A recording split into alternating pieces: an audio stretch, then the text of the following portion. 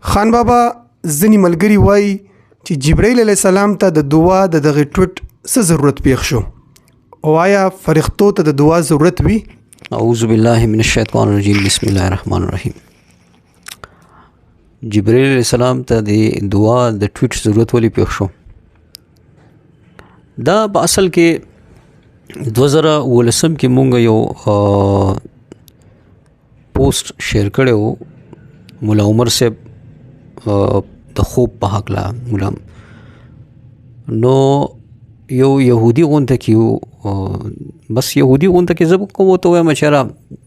کنفرم نه ده چې يهودي دی حکم پته نه لګي چې يهودي دی او کنه نه خو ځا خیر چونکه هغه ځان ته يهودي وای نو بس موږ مو چې يهودي نو وی چې را دغه خوب تا ولې پوسټ کړی دی پوسټ کړی وو کنه 2019 کې نو ما وته چې را د سکار دی چې خوب ولیدلې شو ملګرو سره ډیسکس شو ملګرو پکې وی چې دا پوسټ دا دغه کول پکار دی نو ما وته چې را بالکل ولې نه چونکه امانت ته رسیدي شو دی رسی نو بیا وی چې را ته خبرې چې را دا سو کسانو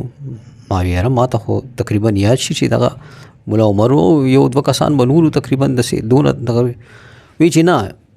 دو کسان وسره نو یو کس وسره ما دې څه کار دی چې یو ز شوما یو مولا عمر صاحب شو یو بل شو یو بل طالب شو کم چې طالب باره کې خوب لیدل شوی دی نو دا خو څلور کسان شول وی چې نه ته پوهیږي په دې خبره چې یاره دغه مولا عمر سره چې دا دویم کسو دا سوکو نو ما ورته یاره چې زه خبر وې زه پې پوهېدې دغې نه زه به زما ذهن ته راغل چې یاره دا مولا عمر صاحب دی او دا د دې دغه سره د دې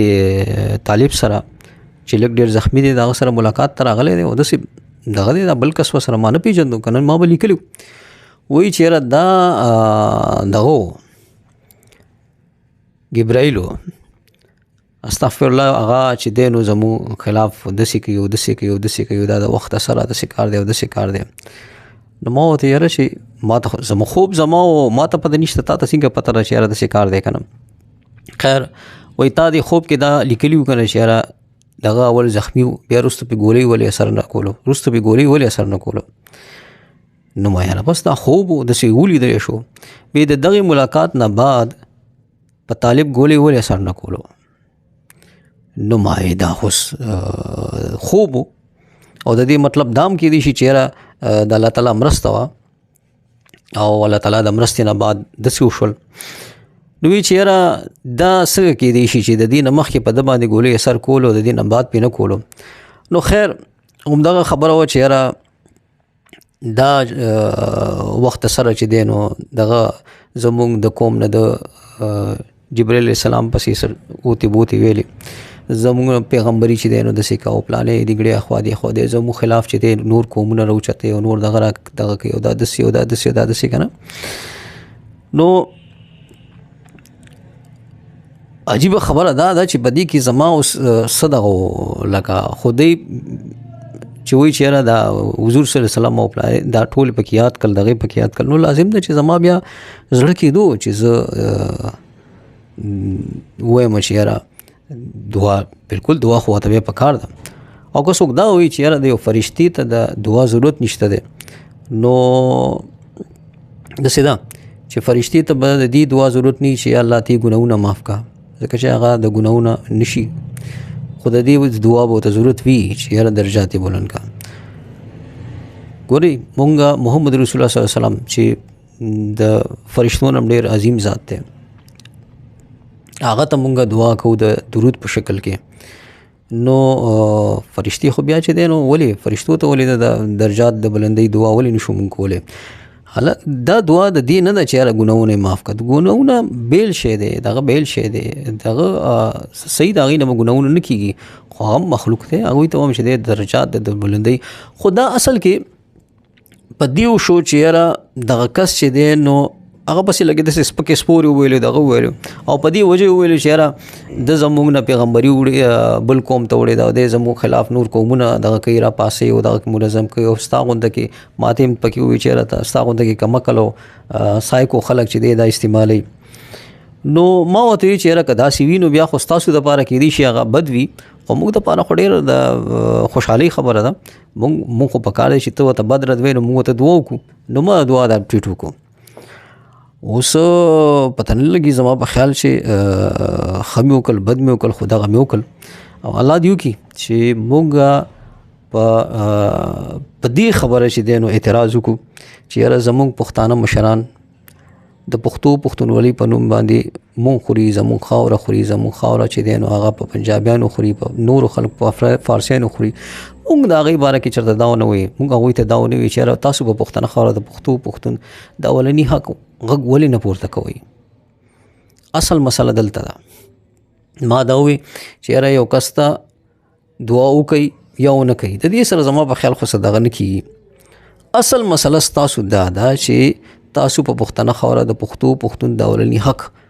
پورته کولو دپاره خپل مشرانو ته ولې نشئ ویلی چې یاره دا غږ پورته کوي. د پښتو په نوم تاسو موږ وخوړو د پښتونولۍ په نوم تاسو موږ وخوړو او تاسو چې دی په پښتنه خاوره د پښتون د اولني حق غږ نه پورته کوي ولې. دا اصل مسله زما په خیال چې دغه سایډ ته کولو کوشش روان دی. نور که زه چاته دعا کوم که چاته یم چې یاره ته ورته دعا وکړه دا زما یو شخصي معامله هم کېدی شي خو د قومي معامله چې ده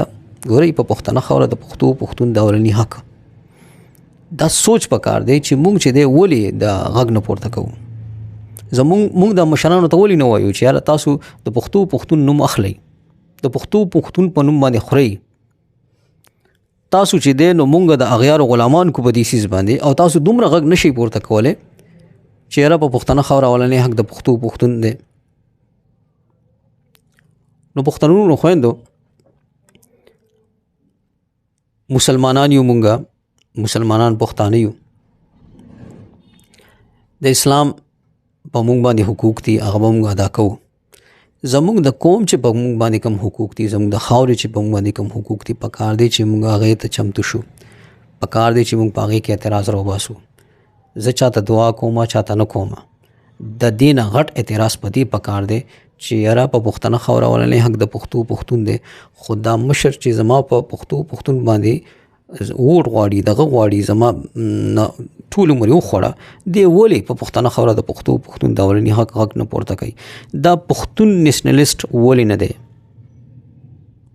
دی ځان ته پښتون نیشنلسټ وایي خو دا پښتون نیشنلسټ ولې نه دی دا پاکستاني نیشنلسټ ولې دی دی ولې